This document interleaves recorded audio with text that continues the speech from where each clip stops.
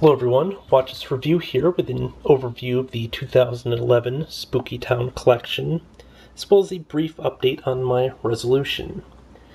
Now, I guess possibly earlier this week or whatever, my local Michaels finally did get in their Spookytown stuff. I never know when their Halloween stuff's ever going to really arrive, but this year it's kind of weird because instead of having the usual like two aisles where it's on both sides, all they had was sort of a display in the sort of middle of the store in front of the registers and stuff. It was only half of it.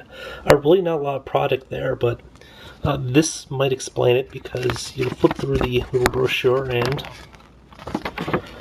yeah, this has to be the tiniest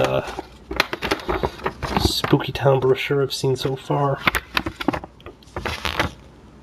At least I could have sworn the previous ones were a lot larger than this. I don't have them on hand though.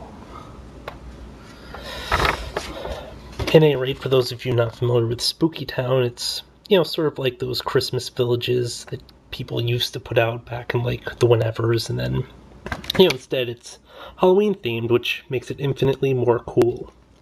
By the way, the signature collection is a Michaels exclusive. I don't know if they're going to be probably doing like more store exclusives and stuff. That's why they don't have as much, but they had a few of the items out, not all of them. Because they're doing a train, which is kind of lame. This one's actually kind of cool. They have the sort of trailer park, sort of like a haunted trailer, killer clown mobile home. Yeah. That's like something straight out of Rob Zombie right there. Then we have the Spookytown Fire Department. Not as fond of like these utility stations as much. It's just not as cool. The giant looking gothic haunted mansion. I don't recall seeing this one in the stores, so I'm not sure how big it actually is, although it looks pretty impressive from all the detail here. The Broomstick Manor. I mean, by now you probably noticed the theme. They do a lot of sort of repeats where they have a popular concept, they tweak it, and then we get a slightly different looking place, but, it's just another witch's house. Now this is kind of cool, probably the biggest selection this year. Last year or the year before they had another octopus ride. I think like the tentacles were like holding the actual things as they went around. This one's all new. They actually had it in the store. I saw it. It has sound, movement, and then lights, of course. You can actually see it right there. Very impressive looking. Only sort of downsides, I don't like how they handle the lighting. If you look closely, you'll notice that the little ride portions, like for the carousel or whatever, are bathyspheres, I have no how this is pronounced, which you'll probably remember from the BioShock games. They're mechanical diving things. Then we have Horror High School, kind of generic. The Spookytown Shooting Range, which looks really neat. Something of quite a bit different. Get another version of witches dancing around. By the way, so far, all the stuff is new. They didn't really have that much older stuff for this year or something. I'm not sure what's up with that. One of the big things that they did repeat is the Haunted Grove, which is this really kick-ass thing with a backlight behind a ghost, which has a sort of wobbling effect. I think it looks like it actually has motion there.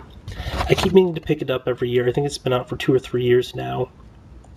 I always forget the other repeats down here are a lot more lame.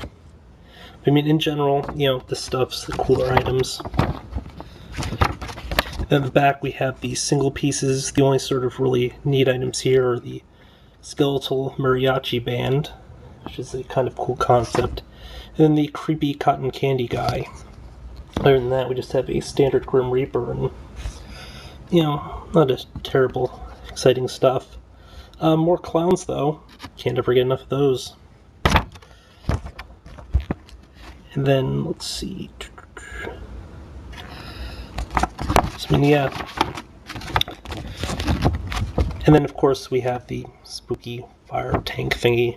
They've previously done a bunch of vehicles with, like, monsters and stuff hanging outside of it. And I've never thought those were as cool as the actual house displays, but this does kind of complement the fact that we have a fire thing this year, and then, you know, the demonic clowns can go with the mobile home. In general, kind of a disappointing year, just no really standout objects besides the octopus ride, which I forgot if I mentioned or not, but it's going to, I think it was retailing for $100, so unless it price drops down to like 70%, not touching it. I really did miss out on getting one last year. That one was a lot cooler. In general, really don't have the space for the larger displays anyway, so it might be as well if I held off. Speaking of which, for those of you wondering, how am I doing on my resolution? Well, get thee behind me, Satan. I've so far kind of held off, so yay, go me. Interestingly enough, I was at my TJ Maxx, local TJ Maxx today, when I actually saw some DC Direct products there, which was kind of weird. They had the Zatanna from Identity Crisis. I think it was Identity Crisis. I can't remember the show title and stuff. I was like, yeah, don't really care so much about that anyway, but it was a really good price. So, a little bit of temptation there. Real temptation hit when I stopped in my local Walmart. Now, they actually marked down a bunch of their sort of products that have been sitting on the shelf for a while, because I guess they're clearing out their DC Universe Classics at this point, and they also have like the red sticker on their Green Lantern Classics, but that didn't have a price drop, and they'd even reduced their Marvel Universe figures, the few that they still had in, for $5, and, you know, again, resisted, staying strong. But, I mean, there really wasn't much to resist. They had a Wrecker there, which I previously could have picked up for $5 off BBTS if I really cared all that much, and not for the 3 3/4 inch scale.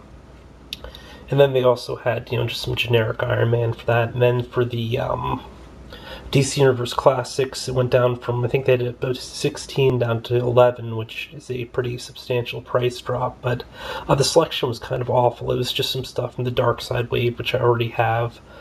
Then from the Walmart exclusive wave, no, I don't think Tears from the Walmart exclusive wave, but they had Commandy, you know, the guy who comes with the center torso piece for Ultra Humanite, which I do want Ultra Humanite, yes, but I don't know if I'm going to be picking up that whole wave, and of everybody in that wave, Commandy is probably the one I could most readily get anyway, so it's not a huge deal.